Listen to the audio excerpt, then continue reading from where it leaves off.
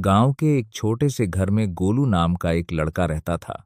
उसका परिवार बहुत गरीब था। पिता किसान थे और माँ दूसरों के घर काम करती थी। गोलू पढ़ाई में तेज था, लेकिन घर की हालत खराब होने की वजह से उसे खेतों में भी काम करना पड़ता था।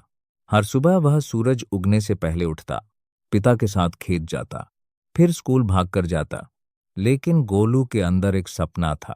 मैं बड़ा होकर ऐसा किसान बनूंगा जो पूरे गांव की जिंदगी बदल देगा। स्कूल का दिन। एक दिन स्कूल में टीचर ने पूछा, बच्चों, बड़े होकर क्या बनना चाहते हो? किसी ने डॉक्टर कहा, किसी ने पुलिस, किसी ने इंजीनियर। जब गोलू की बारी आई तो उसने शांत आवाज में कहा, मैं किसान बनना चाहता हूं, लेकिन ऐसा किसान जो नई तकनीक से खेती करे और सबको खाना दे सके। पूरा क्लास हंस पड़ा, लेकिन टीचर ने मुस्कुराकर कहा, अगर सोच बड़ी हो तो किसान भी सबसे बड़ा बन सकता है। घर की मुश्किलें। घर आकर गोलू ने देखा कि उसके पिता बहुत थके हुए थे। फसल अच्छी नहीं हुई थी और घर में खाने तक की कमी थी। गोलू उदास हो गया, लेकिन उसने ठान लिया, मैं हार नहीं मानूंगा। मेहनत की शुरुआत। गोलू रात में पढ़ाई करता और दिन में खेत में काम करता।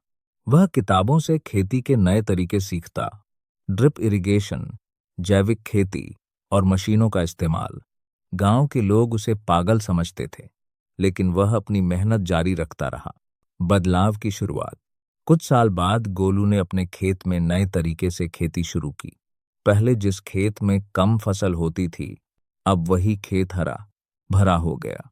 फसल पहले से 3 गुना ज्यादा होने लगी। गांव के लोग हैरान रह गए। सफलता का दिन। अब गोलू बड़ा हो चुका था। उसका नाम पूरे इलाके में एक सफल किसान के रूप में जाना जाने लगा। लोग उससे खेती सीखने आने लगे। जिस गांव में कभी गरीबी थी, वह गांव अब खुशहाल बन गया था।